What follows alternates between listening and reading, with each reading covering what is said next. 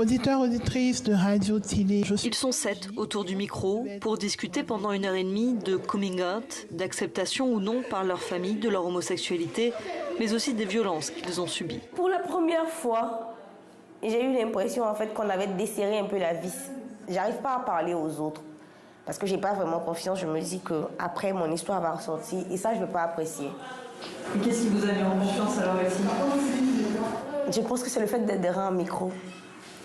De savoir qu'il y a plein de personnes qui vont entendre. Peut-être que lui, il va entendre, peut-être que ma mère va entendre l'histoire. En Côte d'Ivoire, l'homosexualité n'est pas pénalisée, mais les minorités sexuelles y sont stigmatisées. Alors cette web radio est pour elles. On y parle de témoignages, mais aussi de droits humains ou d'intimité.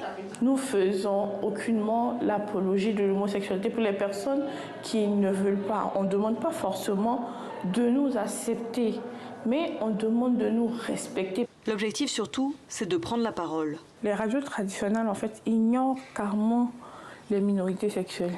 Pour dire que voilà, il y a des minorités qui souffrent. Jamais une radio traditionnelle fait. Mais Radio Tilly est aussi destinée à tout public pour lutter contre les stéréotypes.